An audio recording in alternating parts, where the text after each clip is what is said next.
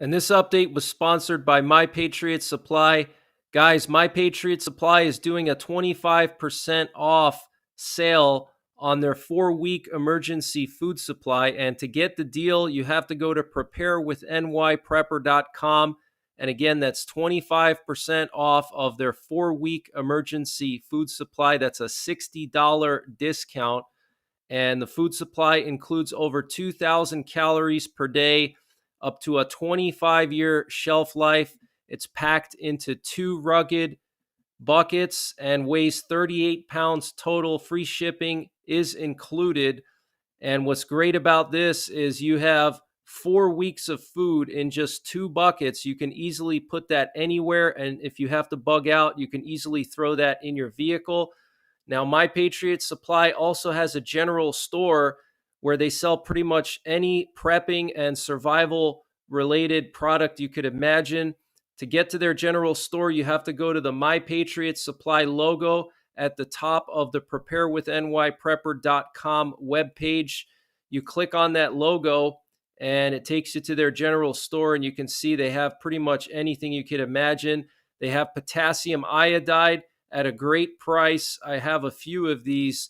They also have survival bars, survival seeds, water filters, solar generators, anything you can imagine. So check out preparewithNYPrepper.com to get 25% off of the My Patriot Supply 1-month emergency food supply. The link is in the description below this video.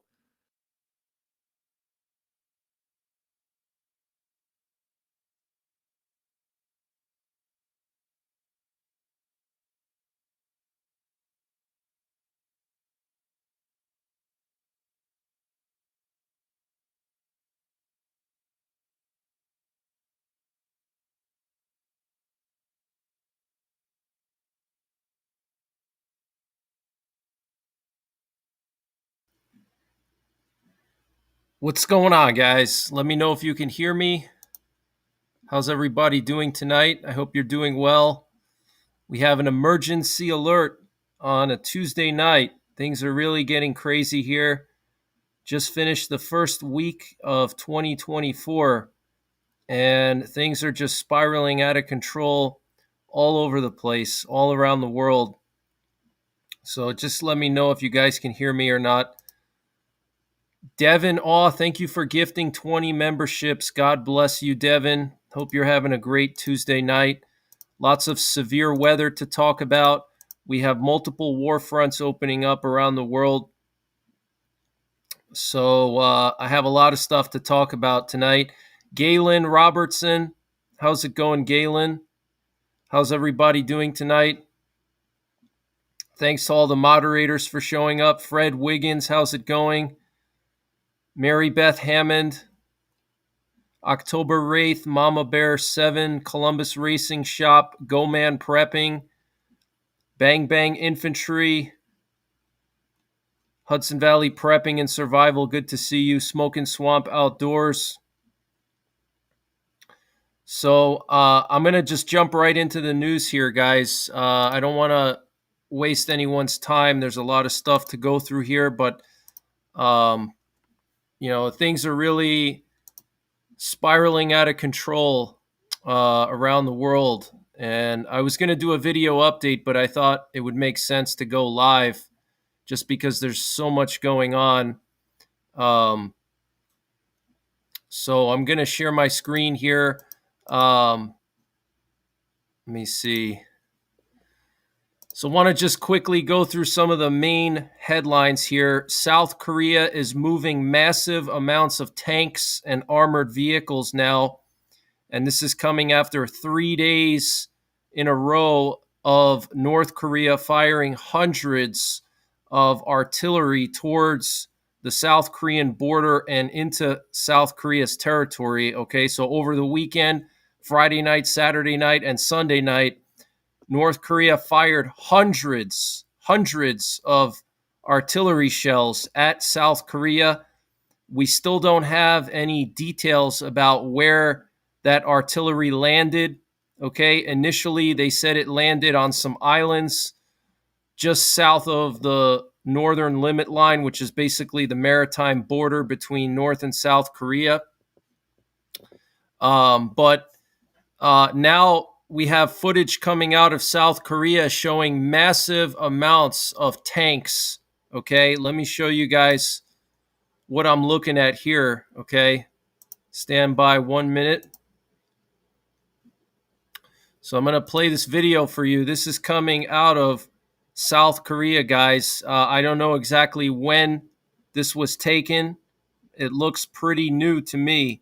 Okay, so looks like South Korea is preparing for an all-out war on the Korean Peninsula. Look at this, guys. Look at all these tanks here. This is absolutely insane. Okay, these are main battle tanks being spotted around South Korea. Okay, these look like the Black Panther tanks. That's their main battle tank, and it's one of the best main battle tanks in the world. Okay, so South Korea is moving equipment around. And we also have some breaking news coming in from Israel. There's various indicators that point to Israel imminently preparing for war in Lebanon. Okay, they're preparing hospitals to receive potentially thousands of casualties in northern Israel, and they started handing out firearms and ammunition to private volunteer security forces in northern Israel. Okay, so they're preparing hospitals and they're handing out weapons and ammo to private security forces. And I actually have a friend of mine who lives in Israel. He is actually a volunteer in one of these private security forces, and he told me that the way it works in Israel is that you cannot own a firearm unless you're part of one of these security forces, and even then they only give you like 50 rounds of ammo. Unless there's a crisis, then they give you more. Okay, so for Israel to start handing out weapons and ammo to their private security forces, their volunteer security, is a big deal. And they're preparing hospitals to receive potentially thousands of casualties. Okay, so looks like a war with Hezbollah is imminent. And we have multiple high-level diplomats that have visited Israel today and are going to be visiting Israel in the coming days. Okay, we have Anthony Blinken, the U.S. Secretary of State. He met with Benjamin Netanyahu today, the Prime Minister of Israel. We had the German Foreign Minister travel to Israel, and we have Joseph Borrell, the EU's top diplomat, going to Israel. They're basically begging Israel not to attack Hezbollah. Okay, so we have Israel, we have South Korea. We also had a massive drone and missile attack in the Red Sea today, okay, that had to be intercepted by Allied forces. Apparently, there was a complex attack of over 20 drones and missiles fired in the Red Sea, and they had to be shot down by a combination of U.S. F-18 fighter jets and warships with the Eisenhower Carrier Strike Group and a UK warship. Okay, so I don't know if this is the first time that the U.S. has actually had to scramble F-18s. F-18s are the Navy's fighter jet. They're the primary fighter jet on the aircraft carriers. They're very similar to an F-16. And so they had to scramble a bunch of F-18s to shoot down over 20 drones and missiles, guys. Okay, and keep in mind, a few days ago, last week, the U.S. and a bunch of U.S. allies put out a statement warning that if the Houthis do not stop, that there will be consequences, okay? And we also had breaking news right before the new year that the U.S. and the U.K. were preparing for a massive attack on Yemen with the use of hundreds of missiles, okay, at pre-planned targets. So that's another front that's escalating rapidly. Okay, we have South Korea, tanks on the move. We have northern Israel, hospitals bracing for thousands of casualties. weapons and ammo being sent out to volunteer security in northern Israel. We have a massive drone attack in the Red Sea, over 20 drones and missiles. And if that's not crazy enough, we now have Ecuador plunging into a state of total lawlessness, guys. Okay. Some crazy footage coming out of Ecuador that I wish I could share with you, but I cannot on this platform. Okay. But just total lawlessness in Ecuador. The gangs, the cartels, the thugs, the criminals have taken over Ecuador. There is a state of martial law right now. The Ecuador military is being deployed all over the country. Prisoners in Ecuadorian prison have taken over prisons, guys. Okay. And they've been executing prison guards. So it's total chaos in Ecuador right now.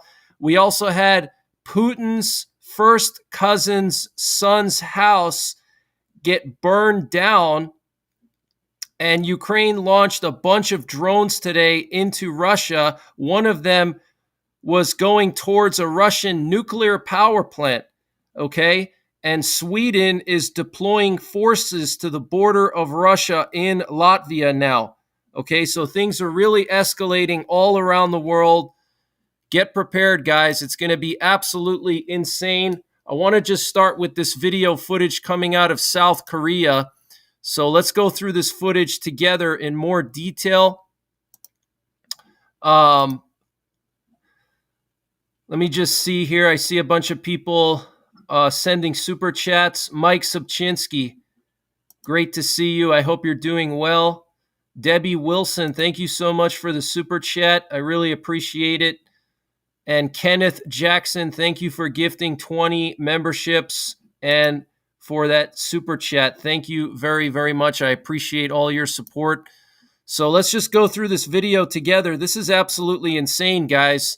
Okay, we have tanks here rolling through the streets somewhere in South Korea. These are the Black Panther tanks, one of the best tanks in the world, very comparable to an M1 Abrams or a Leopard tank, the German tanks that they gave to Ukraine. So this is crazy, guys. Let me see if I can just fast forward here. We got a bunch of tanks here rolling through this city. Okay, this is just absolutely insane. Look at this. I mean, guys, we are in World War III. I really believe that we are in the beginning stages of World War III. What you're looking at here right now is World War III. We just don't notice. We just don't know it yet. We don't notice it, okay? We think that this is just, talk and, posturing and, just the usual stuff. But no, this is not normal, guys. We have wars all over the place now, and they're escalating every single day more and more, okay? We have Eastern Europe. We have the Middle East. We have Asia. We have now South America with Ecuador and Venezuela. And then on top of that, we have the election this year. So things are really getting crazy, guys. What's interesting about this video here is this medical truck. Okay, if you're doing exercises, you don't necessarily need a medical truck. And Kim Jong-un threatened South Korea. I think it was today or yesterday. He issued a new threat. The leader of North Korea has threatened South Korea, saying he has no intention to avoid a war and that South Korea is the North's principal enemy during his visits to major munitions factories in unspecified locations on January 8th and 9th, according to a report from North Korean state media. Okay, so Kim Jong-un traveled across North Korea, and he was visiting various types of weapons factories the last week or so. He first visited that factory that was building the giant missile trucks, and he brought his daughter with him, and he was showing his daughter the ICBMs and everything. And he was at some other kind of munitions factory the last 2 days. Okay, let me show you guys a picture of him from that munitions factory. Okay, so here's a picture of him. Okay, so I'll just repeat that again. Kim Jong-un, the leader of North Korea, threatened South Korea, saying he has no intention to avoid a war and that South Korea is the North's principal enemy. Okay, I don't know how much clearer you can get. That's absolutely insane, guys. And I want to just focus on Israel a little bit now. So the Israeli Ministry of Health is preparing for possible war in Lebanon. They have reportedly placed hospitals and clinics across northern Israel, including the Rambam Medical Center in the city of Haifa, on high alert in preparation to receive thousands of possible casualties. This was reported by Khan News. Okay, so Khan News is a legitimate Israeli news outlet, and they're reporting that several hospitals and clinics, including the Rambam Medical Center in Haifa, are on high alert to receive thousands of casualties. Also, the Israeli Defense Force began distributing weapons and ammunition to standby self-defense squads in northern Israel along the border with Lebanon, in conjunction with the Mashiv Harach program, which seeks to provide arms and training to Israeli civilians and standby teams near the border with the Gaza Strip. Okay, so just absolutely insane, guys. Let me just show you what we got going on in the Red Sea here. So this was posted by U.S. Central Command, okay, just tonight at 9:15 p.m. Okay, U.S. Central Command just posted this. Let me share my screen. Hopefully you can see that.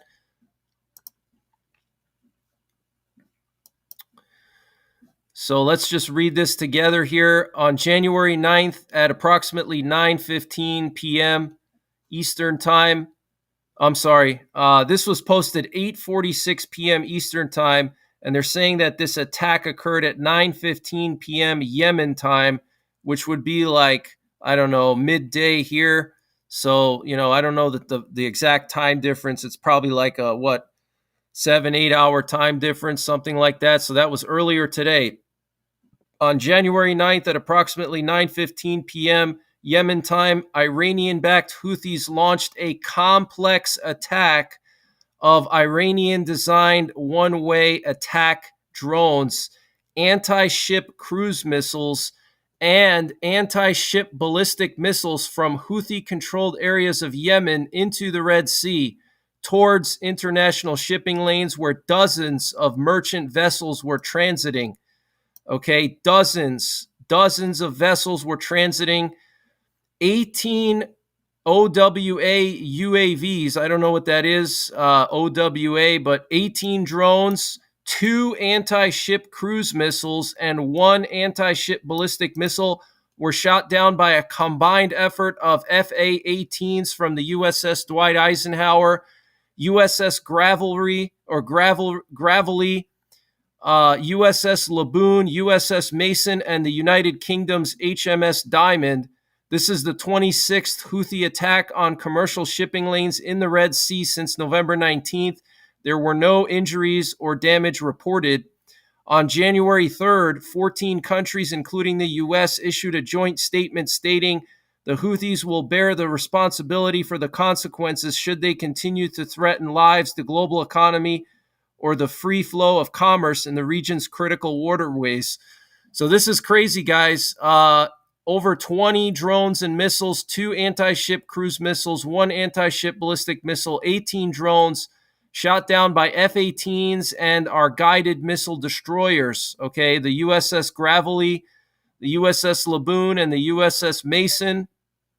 Also, I reported earlier today, if you missed my update earlier, that the UK is now sending a third warship to the region. Okay, they're sending a third warship, and India is going to be sending 10 warships, guys, 10 warships to the region. That is absolutely insane, guys.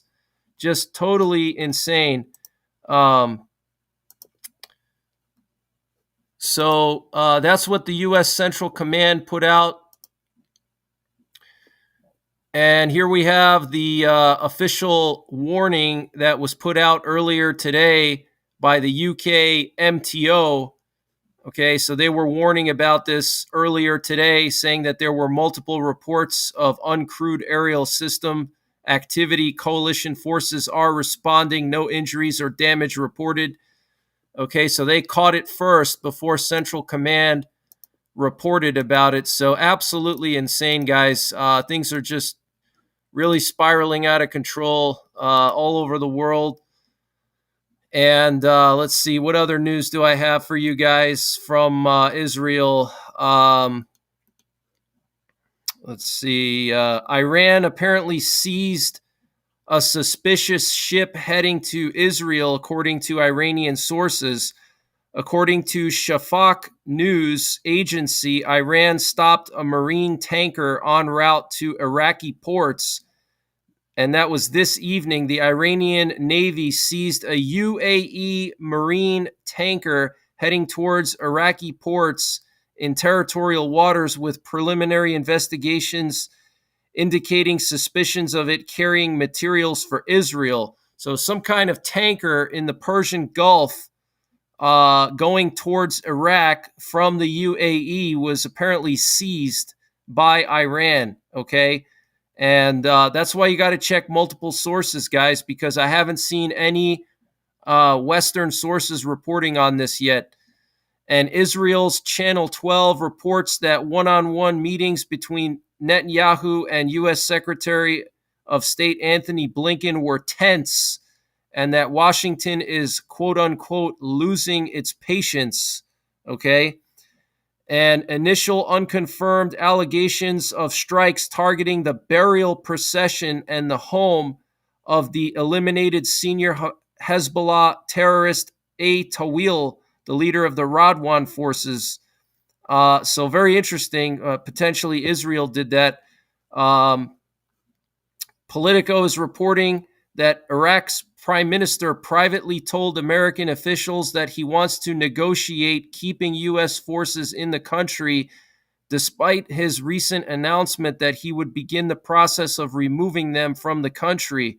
Senior advisors to Iraqi Prime Minister Mohammed Shia al-Sudani told U.S. officials that his declaration was an attempt to satisfy domestic political audiences, and that Sudani himself remained committed to negotiating the coalition's future presence in Iraq, according to a January 6th State Department cable obtained by Politico. There has been public uproar in Iraq over a U.S. drone strike last week that killed a senior Iran-backed militia member in Baghdad, and Sudani's office announced on Friday that his government is putting together a bilateral committee to end the presence of the U.S.-led international military coalition focused on preventing a resurgence of ISIS.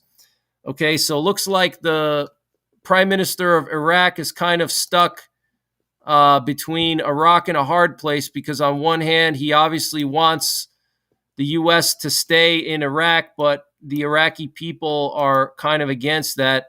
So that's basically the situation there.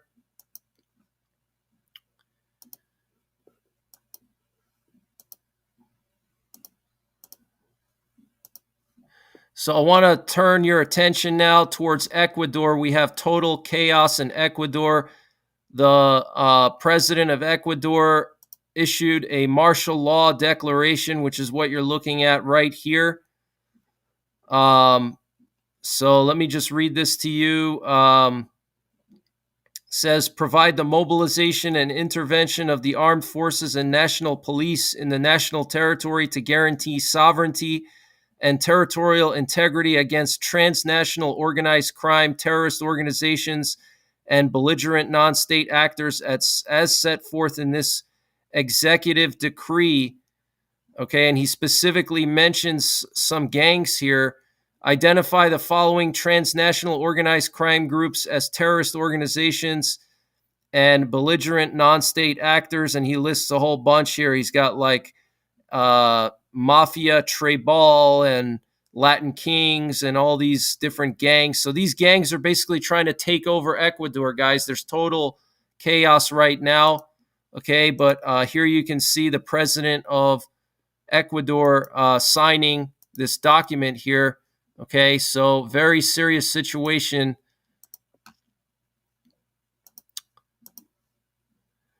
And here we have some footage coming out of Ecuador of the police in Ecuador putting up barriers around one of the government buildings over there. Let me just see where this is.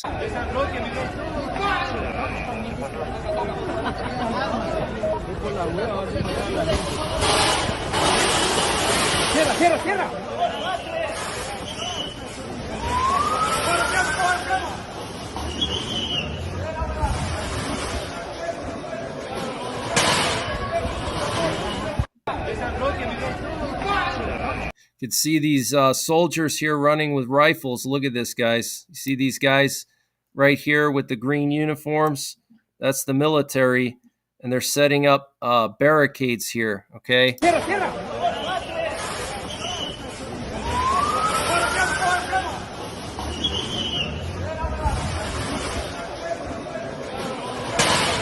The total state of martial law, guys. Curfew's in effect 10 p.m. to 5 a.m., okay?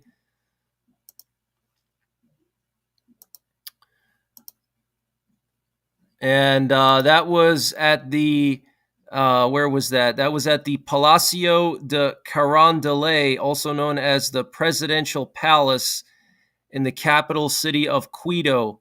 Okay, so that was at the Presidential Palace. They were setting up barricades. And here we have some footage of some military vehicles now going through this city in Ecuador. Okay, so there's a full state of martial law in Ecuador right now. Okay, and this could affect us here, guys. Okay, there's a lot of gangs and all kinds of nasty groups that operate in Ecuador and Peru and Colombia. That area of South America is extremely saturated with all these organizations and cartels and gangs, and they could make their way up to our country, guys. Okay, so very serious situation there. Here we have some more footage showing these troops here in Ecuador. Okay, Ecuador Army or National Guard, whatever they are, deploying to the streets. Okay, this is insane, guys. Absolutely insane. So, things are just getting crazier and crazier by the day in 2024, and we're only 9 days into the year, guys. 9 days in. Imagine what it's going to be like a month from now, 6 months from now. I expect total chaos around the world, okay? In Ukraine, in the Middle East, in South America, in Asia, here at home. Total chaos, guys. We also have crazy weather going on. We have the chance of solar flares, cyber attacks, just you name it. The list goes on and on. So get prepared. And here we have some footage coming out of some subway station showing people running away from some of these gang members that were entering this subway station and attempting to capture people.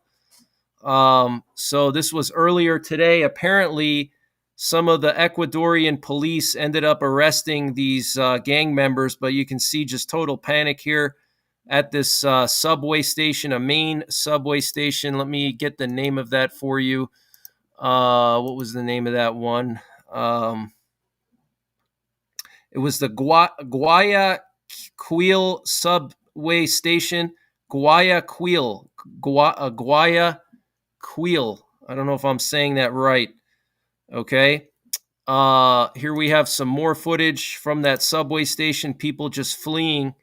Okay, trying to get out because all these gang members are going in and trying to capture people. So just total chaos, guys, total lawlessness.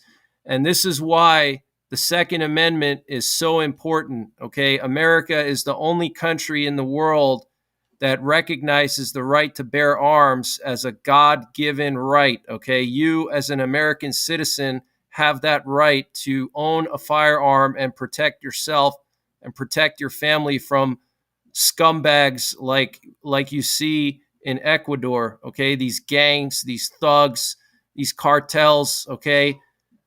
Something like this probably wouldn't happen in the US because we have over 400 million firearms in the hands of private citizens, okay, which amounts to the largest army in history, okay? If some gang members like this tried to do something like this in the US, it wouldn't last too long, okay? But this is why the Second Amendment is so important, guys.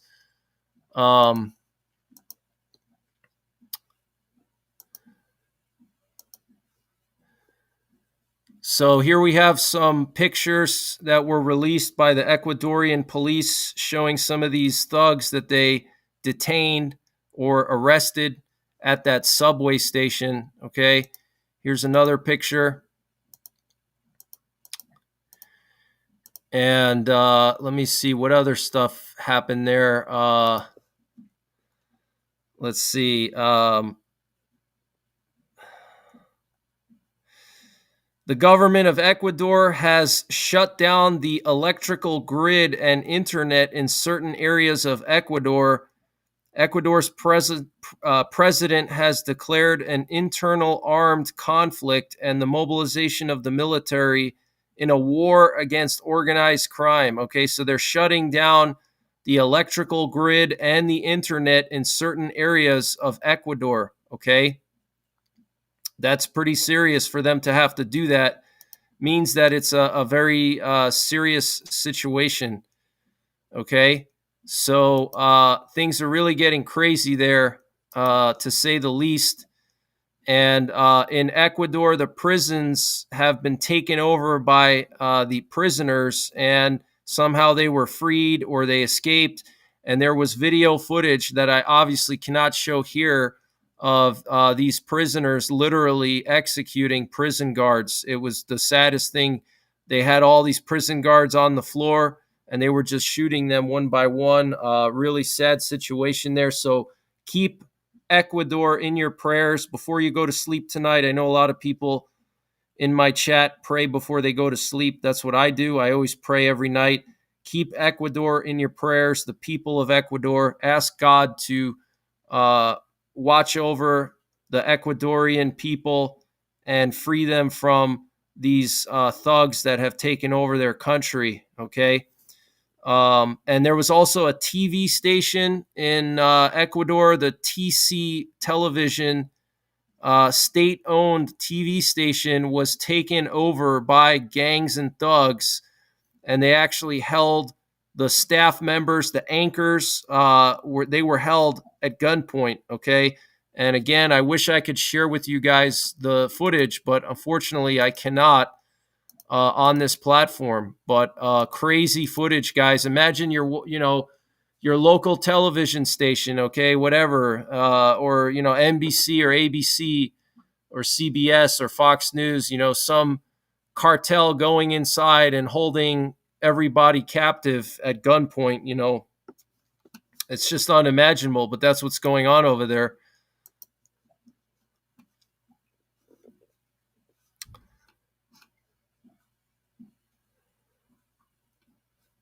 So I'm going to just continue on with some more headlines. So total chaos in Ecuador.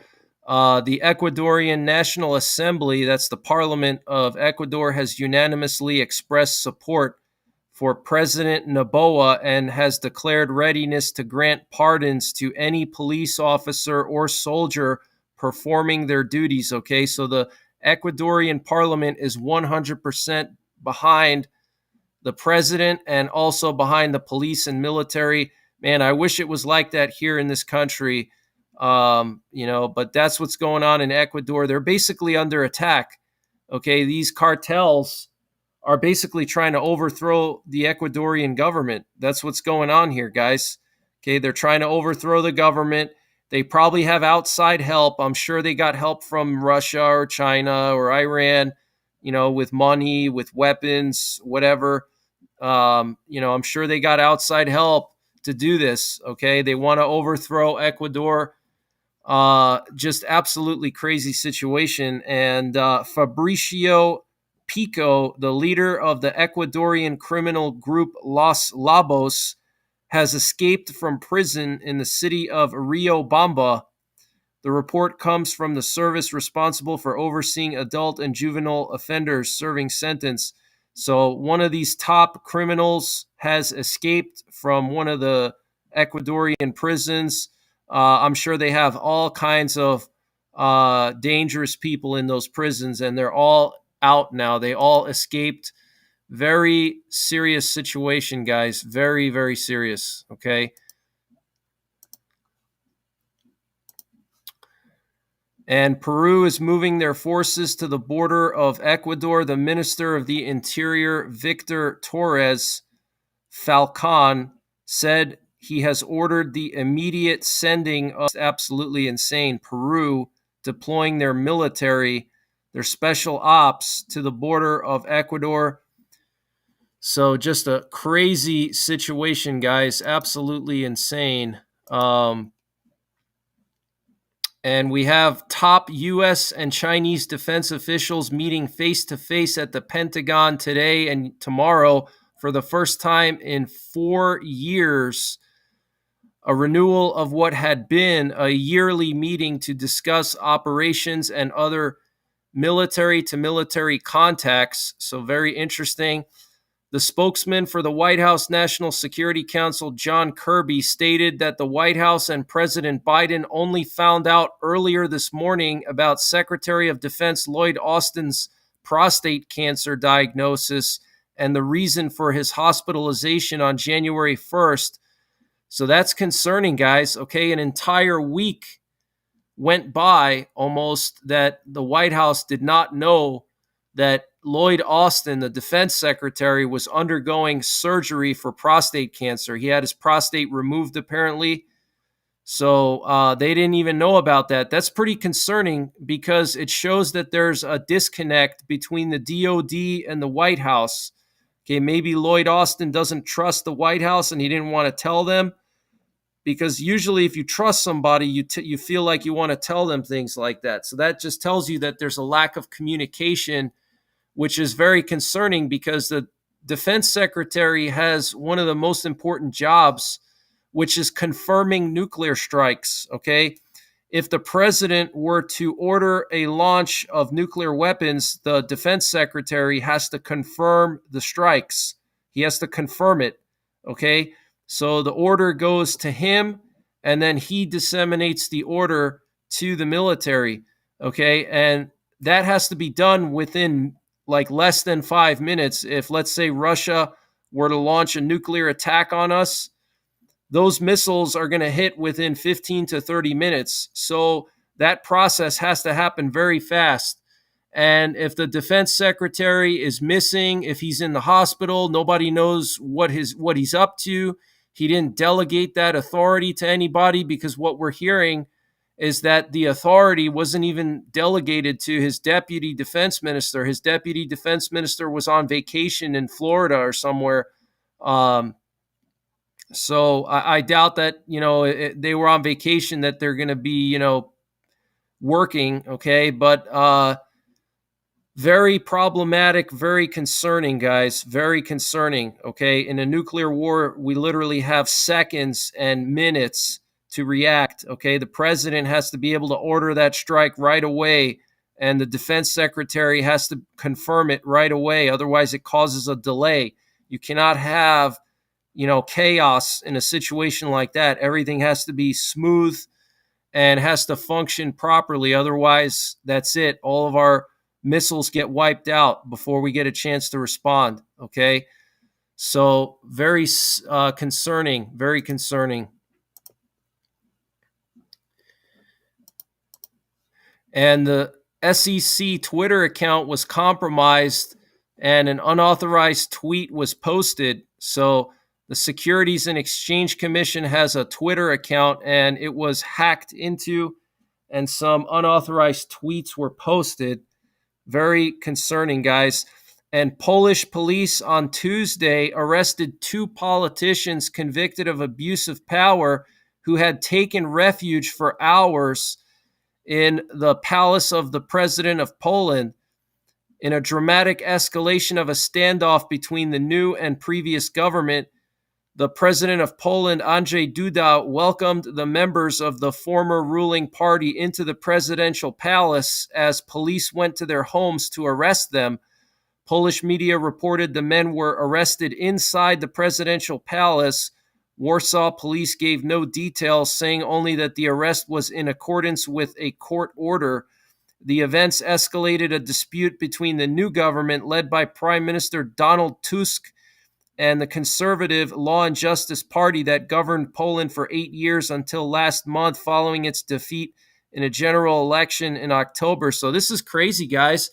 Okay, the Polish president's interior minister, the former interior minister of the old government, because the way it works in Poland is that it's different here than the U.S. So when you have a new prime minister, the prime minister gets to pick the cabinet members. So you still have like the Polish president, he's still a conservative, but there's a new leftist prime minister. And so the leftist prime minister wanted to change out the old conservative cabinet members that were appointed by the old conservative prime minister. But the Polish president is still conservative, and obviously he worked with them for years. So he gave them refuge in the presidential palace, guys. Okay, and so that's just a crazy situation, divided government over there in Poland, which is not a good thing, especially with everything going on in Ukraine. We can't have a divided government right there on the front line.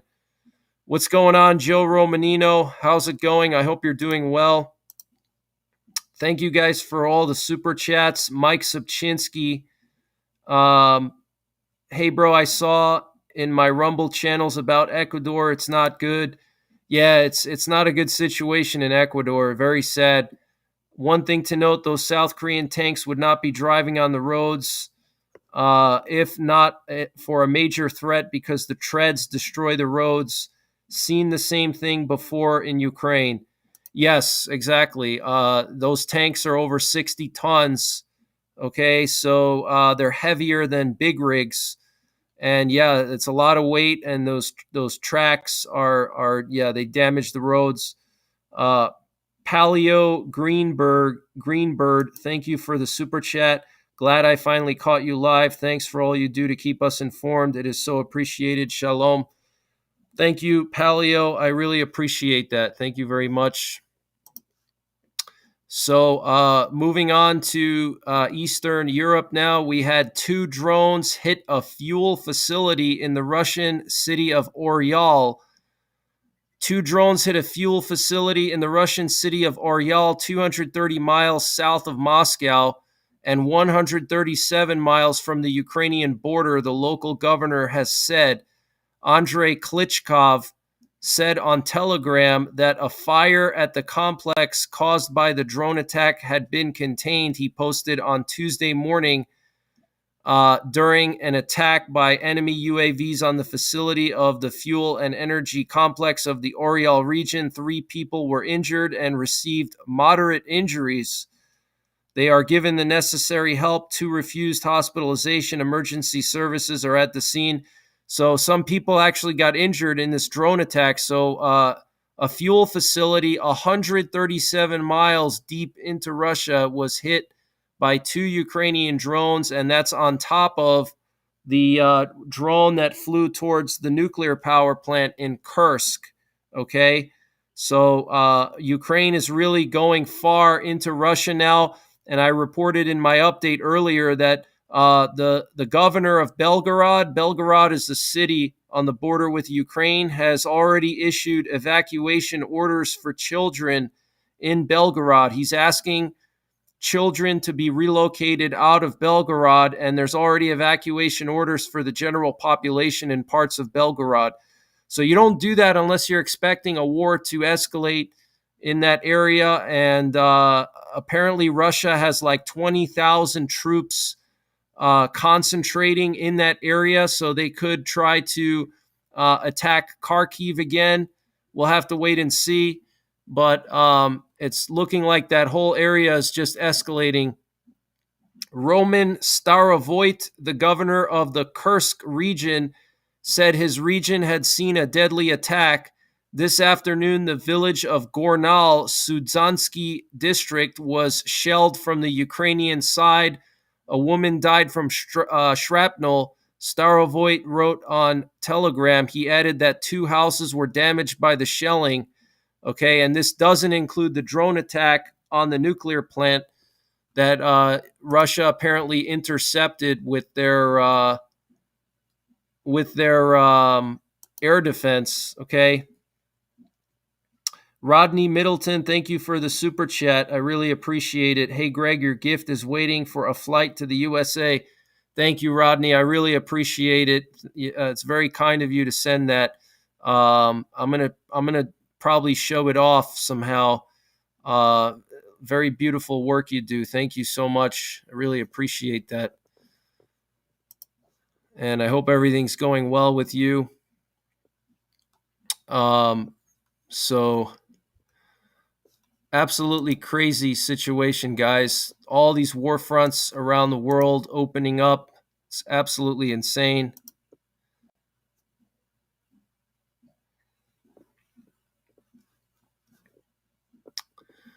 Let's see, what else do I have here? Zelensky's going to be speaking at the World Economic Forum.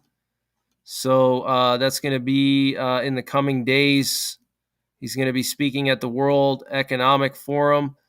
Here we actually have some footage coming out from Poland. We have some Polish people protesting this arrest of these ministers, the interior minister and the deputy interior minister in Poland, by the new leftist government. Okay, pro-EU government here. So we have people protesting this. They're standing outside the Polish police headquarters.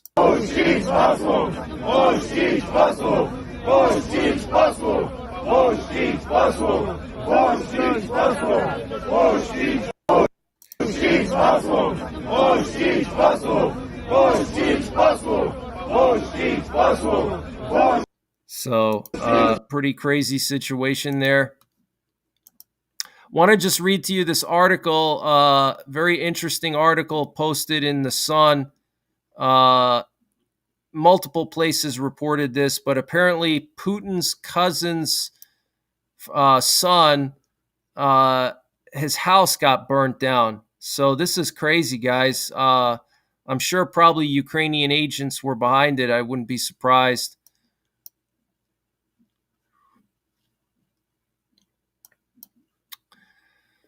So the title reads, Fire Fury, Shocking Moment, Mystery Fire Breaks Out at Putin Family Home near Moscow as sabotage expected. This is the second property linked to the Kremlin top that was destroyed in recent events. The property, which belongs to Putin's first cousin, was reduced to ashes after flames engulfed the entire building in Ryazan, 125 miles southeast of the capital. Okay, so here's a picture. You can see this house or building, whatever it was, just burning. So this is Putin's cousin, his first cousin, guys. Okay, first cousin. Here's another picture of the house or building on fire here, okay, in Ryazan. And this is Putin's cousin right here. I guess he kind of looks like Putin a little bit, but that's his cousin. So he owned that building and it caught on fire. He wasn't there when it was, on fire, but apparently he was at that building shortly before it caught on fire. So this was obviously, in my opinion, probably an assassination attempt, I would say. That's probably what this was. That's what it seems like to me anyway.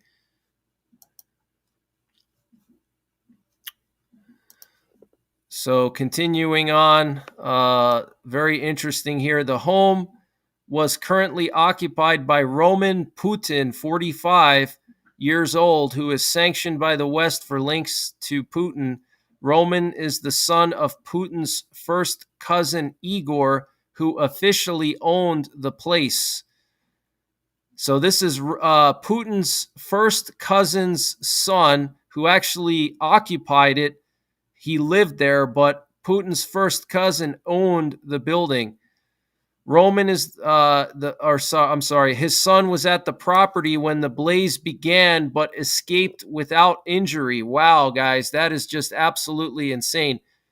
He was at the property when the fire began, but escaped without injury. The cause of the fire is still under investigation, but the cops, amid suspicions of sabotage, okay, so they believe some kind of sabotage. This is the second property with links to Roman and the Kremlin top that were destroyed in recent events.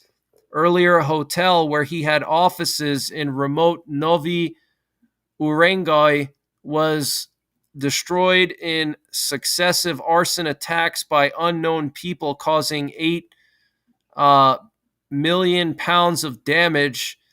The incident came after Roman was linked to a scheme to host 2 waves of refugees from the Donbass area of eastern Ukraine, according to reports. He offered to personally fund a 3rd wave of 500 refugees in support of Putin's invasion, which may have triggered the arson attacks. So, absolutely insane. Reports say law enforcement has identified arson as the cause, but made no progress in bringing the perpetrators to justice. However, it is unclear if the arson was linked to opposition to Putin or his war against Ukraine. Following the Kremlin top's footsteps, Roman began his career in secret services, serving in the FSB. He eventually switched to local government before founding a company called Putin Consulting to trade on the famous family name, Putin Consulting. That's funny. The controversial businessman also founded the People Against Corruption Party, but has been unsuccessful in getting a seat in the parliament. Looks like this is one of the properties here owned by Putin's cousin that was burned to the ground. So just a crazy, crazy situation, guys. We also have Alexei Navalny, the Russian opposition leader, in the Polar Wolf jail in Siberia in the Russian Arctic. I want to show you guys where this jail is. You can see this pin drop here. Okay, it's all the way up here north of the Urals. And Navalny said on his Telegram that he is now in some kind of isolation cell because he got punished for something. He's at the IK3 penal colony in Karp in the Yamal-Nenets region, about 1,900 kilometers northeast of Moscow. Navalny said that he had been put in a punishment cell for his attitude as soon as he left quarantine at the so-called Polar Wolf prison. Navalny said it has not been colder than minus 32 Celsius yet. Nothing quite invigorates you like a walk in Yamal at 6:30 in the morning. Even at this temperature, you can walk for more than half an hour only if you manage to grow a new nose, new ears, and new fingers. He posted a picture of his walking yard, a concrete wall topped with metal bars, 11 steps long and 3 steps wide. Wow, absolutely insane. Referencing a scene in the 2015 film The Revenant in which Leonardo DiCaprio shelters in the carcass of a horse, he said, "I don't think that would have worked here. A dead horse would freeze in 15 minutes. We need an elephant here, a hot elephant, a fried one." The Polar Wolf colony is considered to be one of the toughest prisons in Russia. Most prisoners there have been convicted of grave crimes. Winters are harsh and temperatures are due to drop to around minus 28 Celsius there over the next week. Okay, so Navalny's really getting punished now. I want to just share the weather situation here in the U.S.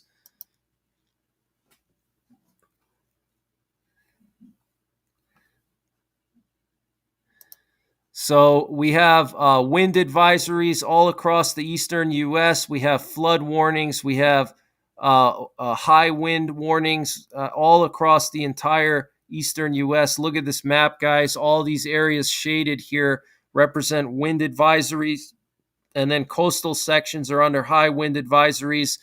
We have probably 500,000 people without power across the Northeast, the Appalachians, and the Mid-Atlantic right now. Absolutely insane wind. We have flooding going on. We have snow in Maine. Just crazy weather, guys. Absolutely insane. Let me show you some outages here. So you can see all the power outages here. You can see Virginia, 131,000 people without power. I'm sorry, North Carolina, 131,000 people without power. Virginia, 65,000 people without power. Pennsylvania, almost 200,000 people without power. Okay. New York, 135,000 people without power. New Jersey, 61,000 people without power. Maryland, 48,000 people without power. Delaware, 29,000 people without power. And also Florida had a bunch of tornado warnings earlier today, and lightning, and just all kinds of crazy weather going on across the country, guys. And it's only going to get worse. Apparently, there's a polar vortex coming next week that could plunge temperatures as low as 50 degrees Fahrenheit below average, okay?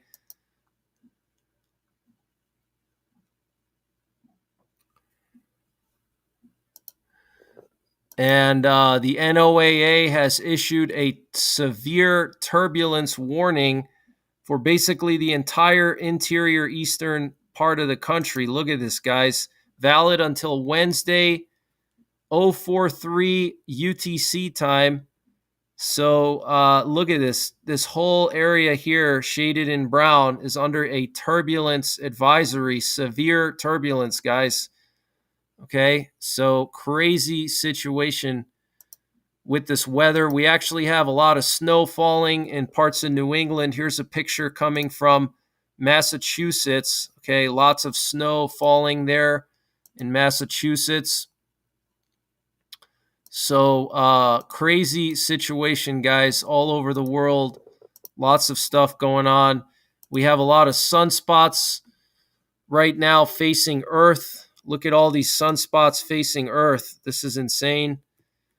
Multiple sunspots, okay? Look at all these sunspots facing Earth, and any one of them could erupt and generate a solar flare, which could cause power outages and communications interruptions. So we have to keep an eye on these flares, guys, okay?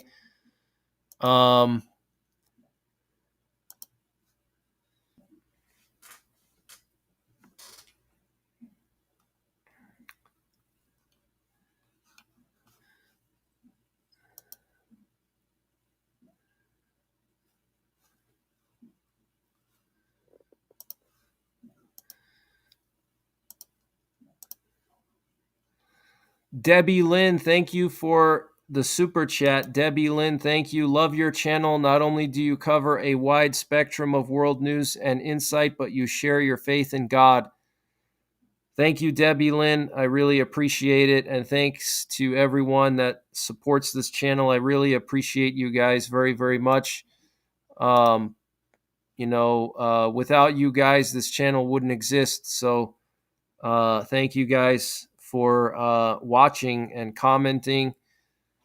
Flagstaff, Arizona is freezing again tonight. Yeah, I did hear in Arizona they had freeze warnings. Even as far south as Phoenix, they have freeze warnings down there. So, yeah, it's a crazy situation.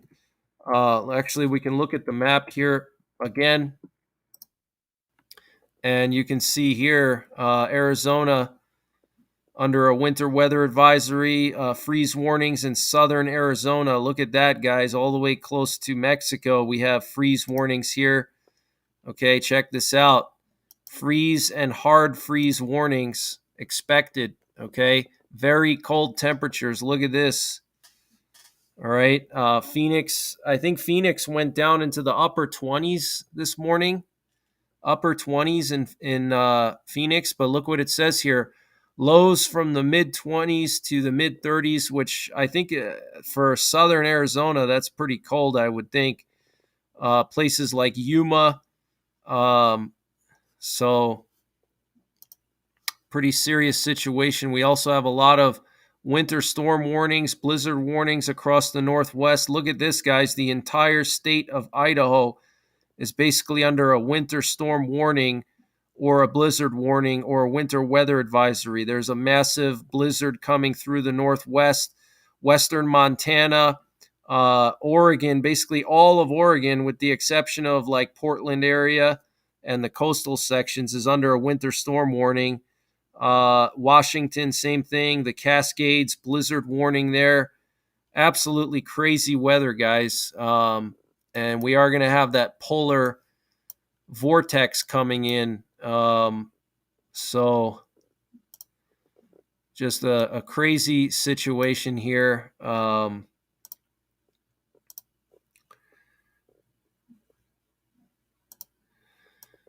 Let's just look at something here. I want to show you guys the current snow depth across the country. And you can see a lot of snow here in the Cascades in Washington. Look at that, guys. Several feet of snow in the Cascades here. Even the Olympic Peninsula has several feet of snow. And you can see Idaho, much of Idaho covered in several inches to several feet of snow. Okay. Lots and lots of snow here. And then the Midwest has a bunch of snow. Here in the Northeast, we have snow in the Appalachian Mountains inland. Here in north central PA, we still have a few inches of snow on the ground, even though it started to rain. And then much of the Northeast here, interior Northeast, covered in several inches of snow still. And even though it's raining, and all that's going to refreeze this week. Okay.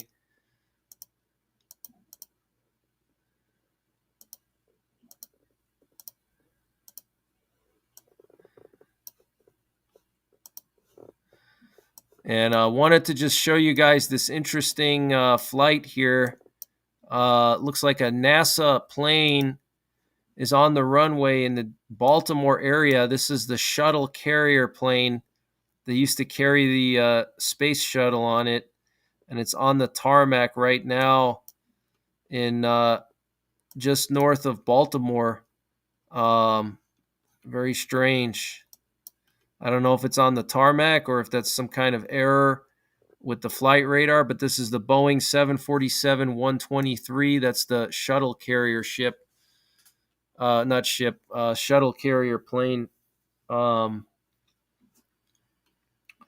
Brandon Metcalf says 27 degrees in Hartshorn, Oklahoma.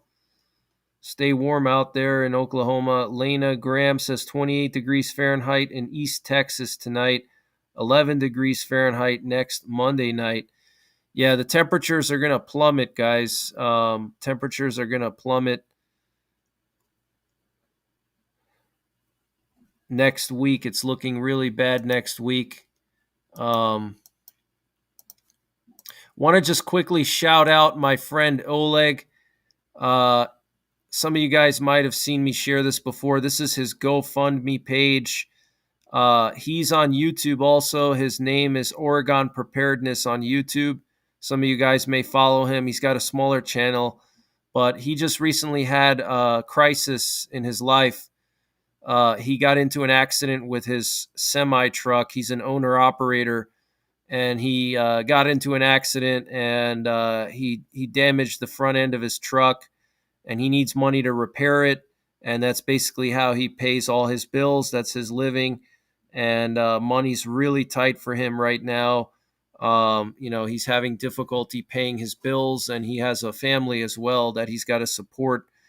So if you guys would be interested in donating to his GoFundMe page, what I'm going to do is I'm going to leave a link in the chat so you guys can donate to it. Any amount would be helpful. And to all you guys that have donated and prayed for him, thank you very much. So I'm going to pin that at the top of the chat here. Let me see. Actually, mods, do you mind? It looks like I can't pin my own comments, so I don't know if any of the mods are out there, but if you could just pin that link to the top, that would be very helpful. So thank you very much. Appreciate all the moderators in here tonight. You guys are awesome. Best moderating team on YouTube. Want to just read to you something from the Associated Press about Anthony Blinken's visit to Israel. U.S. Secretary of State Anthony Blinken on Tuesday called for Israel to work with moderate Palestinians and neighboring countries on plans for a post-war Gaza, saying they were willing to help rebuild and govern the territory, but only if there is a pathway to a Palestinian state. The U.S. and Israel are united in the war against Hamas, but sharply divided over Gaza's future, with Washington and its Arab allies hoping to revive the long blah, blah, blah, blah, blah. Let me just get to the quotes here. Blinken said Israel must stop taking steps that undercut the Palestinians' ability to govern themselves effectively. He added, Israel must be a partner of the Palestinian leaders who are willing to lead their people and live side by side in peace with Israel. Settler violence, settlement expansion, home demolitions, and evictions all make it harder, not easier, for Israel to achieve lasting peace and security.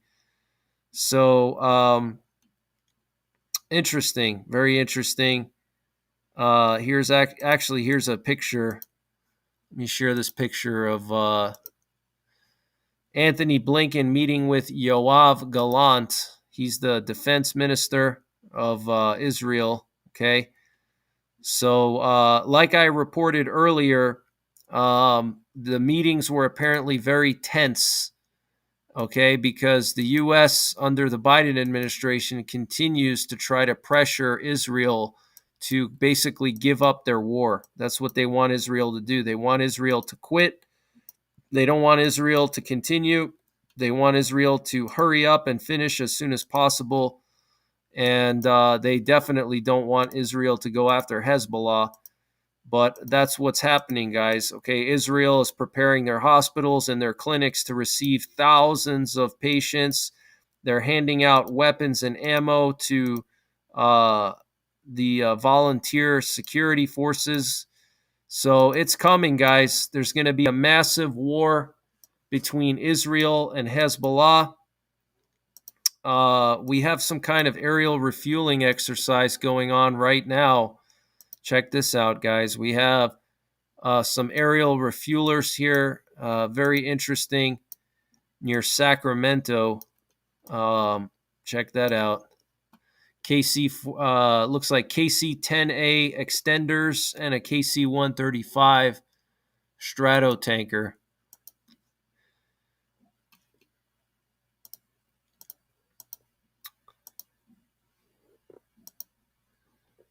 Blinken is pathetic. Yeah, the funny thing is Blinken is actually Jewish, you know. He's actually Jewish, and he throws Israel under the bus all the time. Country Christian, how's it going? Makes me so mad. Blinken and Biden are evil. We must support Israel. They are putting our country in a dangerous place by not standing by God's people. Yeah, exactly. Yep, they're throwing Israel under the bus. Even putting religion aside, okay, if let's say, you're an atheist, you don't believe in religion at all, just look at Israel, okay, how small it is compared to all the surrounding countries.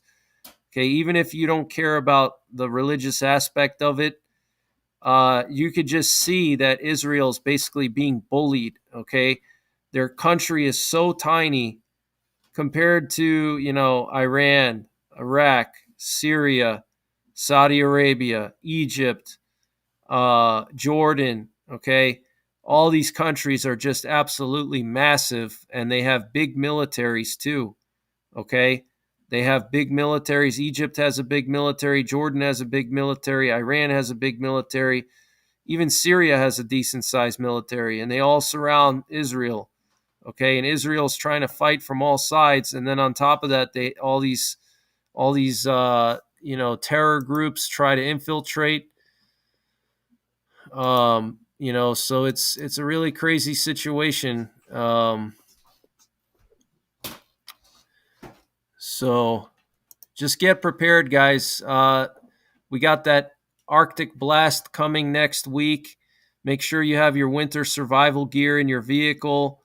Make sure you have spare clothes, warm outerwear is what you need. You need a warm jacket, warm pants, warm boots, warm socks, hats, gloves in your vehicle at all times. Okay, spare clothing in your vehicle.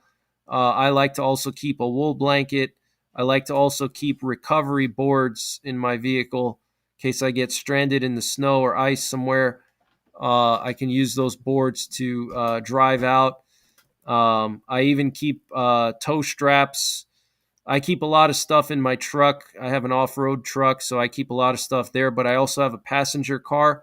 And with my passenger car, I actually, when I use that thing, I keep a tow strap with me because in case I do get stranded with it, it's always good to have a tow strap because if somebody's passing by and they have a truck or an SUV, and they can try to pull you out. And if they don't have a strap and you don't have a strap, then that's not possible. So keep like a spare tow strap in your vehicle, even if you don't have a truck or SUV. You have a Honda Civic. Keep your recovery gear in your vehicle. Okay. Also, make sure you have an alternative heat source for your home in case your power goes out. How are you going to keep warm? Make sure you have sleeping bags. You can buy cheap sleeping bags at Walmart. They don't have to be top-notch sleeping bags, for climbing Mount Everest. Just get some basic sleeping bag at Walmart. That could save your life if your power goes out. That sleeping bag could save your life. Wool blankets are cheap. They're not expensive at all. Good clothing is essential. You have to have good clothing and some kind of backup heat source like a buddy heater or, buddy heater, in my opinion, is mandatory for anybody in the U.S. You should always have a buddy heater because that can give you instant heat. Okay, you don't have to get anything started. It's not like a wood stove where you have to put the wood in, you have to start the fire. It takes time to heat up. A buddy heater, you can literally screw the propane tank on, turn it on, and you have instant heat. Okay, so get those. Candles are good. Any kind of light sources are good. With candles, just be careful you don't knock them over and start a fire. But they have all kinds of LED candles that are like LED lights, little tiny candles that they can last for like months on like one battery. Wool blankets, if you get like a military grade wool blanket, it should be no more than $50. Maybe it went up a little bit now, but wool blankets are not expensive, and that's worth every penny, in my opinion. In an emergency, it'll save your life. Light Source Engraving, thank you so much for gifting 10 memberships. I really appreciate it. Thank you so much.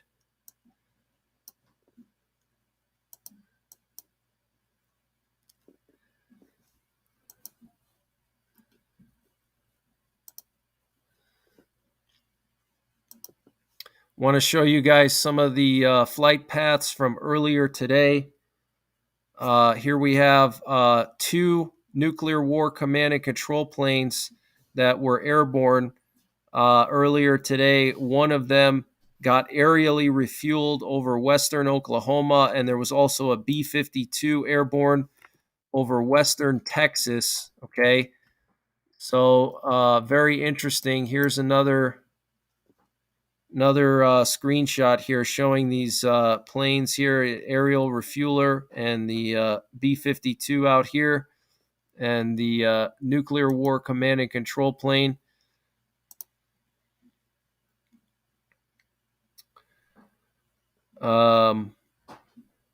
Yeah, there's different types of waxes to use for candles. Yeah, there's all different kinds of candle technology these days.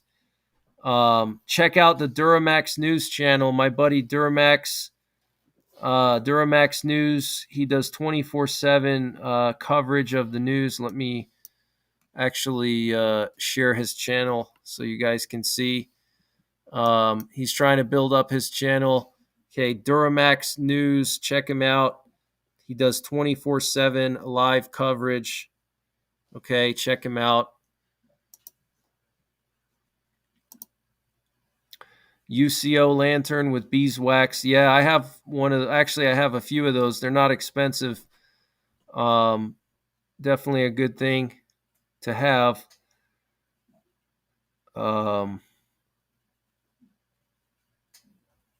What's going on, Tiffany Hartman? How's it going? Thanks to all the mods. I appreciate you guys showing up for this unscheduled live stream. I was going to actually just do a video, but there was so much breaking news. I had to go live because it was just too much breaking news. It's just so much going on. The situation around the world is just it's just getting worse and worse every single day. It's just getting worse and worse. We now have this situation in Ecuador. So, get prepared, guys. Okay. Things are just really getting crazy all over the place. It's really sad what's happening to our world. Just total insanity. But, just to sum it up, I expect some kind of massive escalation in the Middle East very soon. We're going to have two major fronts in the Middle East that are going to explode very soon. Okay, we have Israel and Lebanon. Okay, Lebanon, that's going to be the next front. Like I said, Israel is already preparing their hospitals and clinics for a surge of potentially thousands of people injured. Okay, in northern Israel, they're preparing their hospitals and clinics for thousands of casualties. They're handing out weapons and ammo to their volunteer security forces. We have all these top diplomats coming in this week, basically begging Israel to not escalate the war further. And now we have the situation in the Red Sea. Over 20 drones and missiles fired into the Red Sea today by the Houthi rebels. And this is just a few days after the U.S. and allies put out a warning statement, a final warning. Okay, so this is it, guys. The U.S. is going to launch a massive strike on Yemen. I think it's coming very soon. I wonder if they're going to wait until Lloyd Austin recovers a little more from his prostate surgery. They might wait for him to recover, and maybe actually that's why they didn't strike Yemen yet, because Lloyd Austin was undergoing surgery. But I don't expect Lloyd Austin to be out of commission for too long. I mean, I don't know much about prostate surgery, but I don't think it's like a massive recovery process that takes, years or months. He should be good to go within, a reasonable short amount of time. And once he recovers a little from his surgery, I think that's when we're going to see this massive campaign in the Red Sea area by Allied forces. There's already dozens and dozens of warships there. India is now sending 10 warships to the area. The UK is sending a third warship. We have, I don't know how many warships there. I mean, there's probably at least 20, probably 30 or more warships in the Red Sea area now, of allied ships. Okay. So Tiffany says that this is his second procedure. Okay. His second procedure. I heard that he had his whole prostate removed. But someone said pancreatic. I heard prostate is what I heard. I didn't hear pancreatic. I heard prostate. But it's spiraling out of control over there. Okay, in the Red Sea, in Lebanon, and then we have the situation in South America now, and Korea, South Korea moving tanks around. Okay, so get prepared, guys. Things are really getting crazy around the world.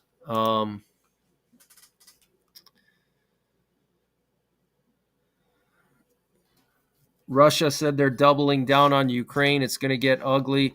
Yes, Russia's doubling down. They've concentrated forces in southwestern Russia, close to Ukraine. They've concentrated at least 20,000 troops in southwestern Russia. Okay, and so yeah, they're going to make another go in Ukraine. I don't know what they're going to try to do, but looks like they're going to try to go for potentially Kharkiv and probably more big missile attacks, because Russia basically spent the entire year last year stocking up on missiles. They were buying missiles from Iran, from North Korea, so now they've acquired a massive supply of missiles that they can use against Ukraine, and they've also been building their own missiles. Okay, so Mud and Munitions, what's going on?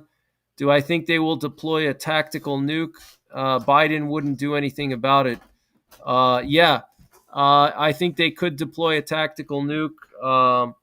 Yeah, I've been saying that for probably since the war started. I've said that that's a very real possibility since the war started. That's one of my biggest fears, is that they would deploy a tactical nuke. I think right now they're not going to do it. But if, let's say, Ukraine were to uh, take back a serious amount of territory, then definitely they would use a tactical nuke. Like if Ukraine launched some kind of big counterattack like they were planning last year over the summer, if they launched a big counterattack and it was actually successful and they were closing in on Crimea, I think that would justify in Putin's head using tactical nukes to try to push the Ukrainians out. Another scenario would be if, let's say, Ukraine started launching massive attacks on Belgorod. If those attacks on Belgorod continue, like the one they did a few days ago, if they continue launching massive attacks on Belgorod, that could also trigger Putin to use nuclear tactical nukes. If they try to go after Crimea, if they go after the Crimean Bridge, all of those are scenarios for tactical nukes. So yeah, it's a very real possibility, and one that I'm very concerned about, because I think, knowing how people are, most people are just going to panic like crazy. Okay, I hope that doesn't happen, but in many ways it is biblical, so it might be unavoidable. Some of you guys may remember, if you've been with me for a while, you may remember the Azov manna prophecy, which I've talked about a lot. The Azov manna prophecy was told by an American pastor, Protestant pastor from Oklahoma, who lived in Ukraine for many, many years. He was a preacher over there. And he said that God showed him a future war in Ukraine. This was back in 2007. Okay, and there's actually a video on YouTube where he goes in detail about his whole vision that he had. It's like 3 hours long. It's kind of hard to find, and it's one of the lesser known prophecies out there. But I was first told this prophecy by a Ukrainian friend of mine, Oleg, the guy having trouble with his truck. And so basically, in this prophecy, this pastor who was he had a church in the capital of Ukraine in Kiev or Kiev, that's how you say it properly in Ukrainian, Kiev. He had a church there, and basically God showed him a massive war in Ukraine that would happen in like two phases. The first phase would be an invasion, and then the second phase would involve nuclear strikes on Ukraine. And if I remember correctly, he mentioned like 8 cities in Ukraine that would get hit with nukes. And then after that, it would spark a nuclear war between the US and Russia. Okay, so that's what he said in 2007 is when he originally released the Azov Man of Prophecy. Okay, so years and years and years before this war started, before Putin went into Crimea, 2007 is when he had this vision. And the reason I believe it's legit is because if you watch his prophecy, he shows a map, and the original video is still on YouTube from like 2008. It was probably like right when YouTube was first created. The video is like really poor quality. It's like 480p or some 240p, like really poor resolution. It's like blurry, but he showed like a map of the invasion routes, how Russia would invade Ukraine, and it's 100% accurate. Okay, back in 2007, that map that he showed, that apparently God showed him, is 100% to a T accurate in how Russia actually invaded 2 years ago. Okay, I mean, when I saw that, it just blew my mind. I was like, wow, this is insane. I mean, just the exact highways, the exact parts of Ukraine, how they came in from the north and the east, and all the eastern section, just 100% to a T. Okay, so that's the first phase according to his prophecy. They come in, they invade from all different sides, the eastern side, and then they take over the eastern half of Ukraine, which they've basically already done. They've basically taken most of the eastern part of Ukraine. But in his prophecy, he says that they go all the way to the Dnipro River, and they take the whole eastern part of Ukraine up to the Dnipro. And then there's another massive attack on Ukraine, and there's a massive evacuation that takes place. So he specifically mentions 2 big evacuations from Ukraine. He said the first big evacuation happens when Russia tries to invade. And then we already saw that. You remember when Russia invaded, and like, I don't know how many, like 10 million Ukrainians, like 25% of their country fled, and they went into Poland and parts of Europe. Okay, so the first evacuation already happened. And then there's a second evacuation that happens right before the nuclear strikes, okay? Right before Putin orders the nuclear strikes on Ukraine, that's when there's another big evacuation that occurs, okay? Mike Subchinsky, thank you so much for the super chat. I really appreciate it. Hey, Greg, I do not know too much of GoFund page, but can you give this money to your friend, the one with the truck? Sounds good. Yes, I can use that to donate to his GoFundMe. Definitely. Thank you, Mike. That's very generous of you. I'll definitely do that. I'll pass it along to him. So there's a second evacuation page. Okay. I'm sorry, second evacuation. And I pinned the GoFundMe page to the top of the chat. Okay, if you want to donate, the GoFundMe is at the top of the chat. So there's a second evacuation that takes place later on, and it happens right before the nuclear attacks on Ukraine. And basically, his name is Pastor Barnett, Philip Barnett. You can look him up. His prophecy has gotten more popular since the war started, but I was one of the first to learn about it. on YouTube. There was nobody talking about it except me, and I learned about it from my friend Oleg. He's the one that turned me on to him, and so I think I was probably one of the first to share it. And now everybody's sharing it. It's like a big thing now. Everybody's talking about it. But all the way back in 2007, he predicted this invasion, and he also said that 8 cities in eastern Ukraine would get nuked. He specifically mentioned Kyiv. He mentioned Kherson, Dnipropetrovsk, Poltava, Donetsk, I think also Zaporizhia, Odessa, and then there was one more. I can't remember the other one. Oh, Kharkiv, and I think Kharkiv also. So those are the main cities.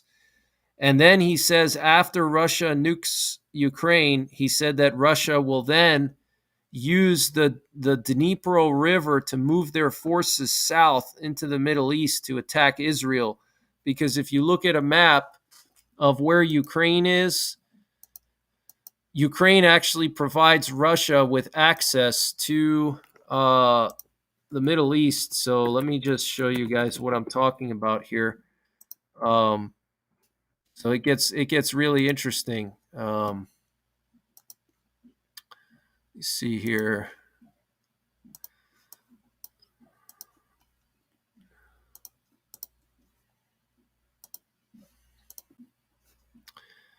So then he says that Russia then uses the Dnipro River to go down into the Black Sea and then go down into the Mediterranean to attack Israel. Okay, that's what he says in his prophecy. That's what happens.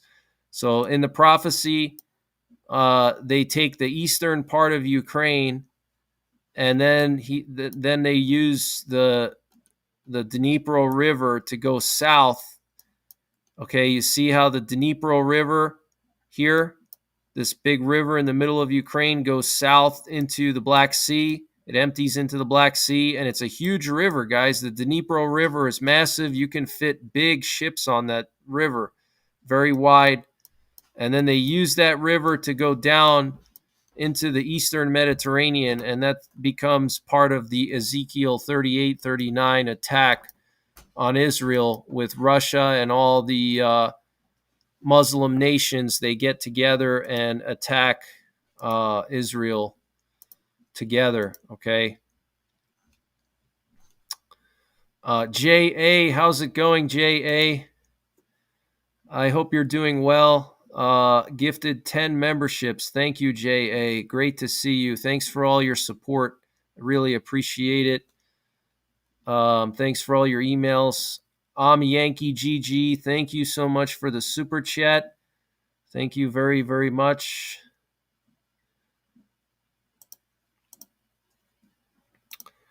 So you can look up this prophecy for yourself, Pastor Philip Barnett. I wish I could play a video of it here, but with all the copyright restrictions and everything, it's too difficult for me to do that. But in a summary, basically, according to his prediction in 2007, vision from God, Russia invades Ukraine. Then there's a massive evacuation of people, which we already saw. Then there's a nuclear strike on Ukraine. 8 cities get hit. All the major cities get hit: Kyiv, Kharkiv, Poltava, Dnipro, Zaporizhia, Donetsk, Kherson, Odessa, and I potentially think also Mykolaiv. But basically all the eastern and southern cities and the capital get hit with nukes. Then after that, Russia goes down to Israel. And then there's a nuclear war between Russia and the U.S. Russia nukes a bunch of cities in the U.S., and that's what his prophecy is in a nutshell. Okay. But pretty interesting prophecy, to say the least. U.S. Embassy in Ecuador said they are ready to help. MSJ says, thank you for sharing. No problem. 2024 solar eclipse will mark an X with the 2017 solar eclipse, crossing right over a place called Little Egypt. No coincidences. Come out of her, my people. Can I link my YouTube with Rumble? Yes, I can do that. It's already linked, so I post all the videos I post on YouTube. Go to Rumble also. Watching the video footage of Ecuador made me nauseous. Yeah, it's very sad. The situation in Ecuador is just extremely sad.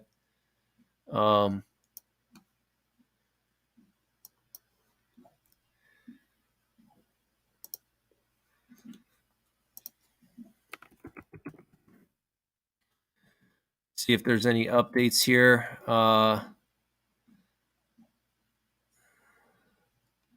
Any updates in Ecuador?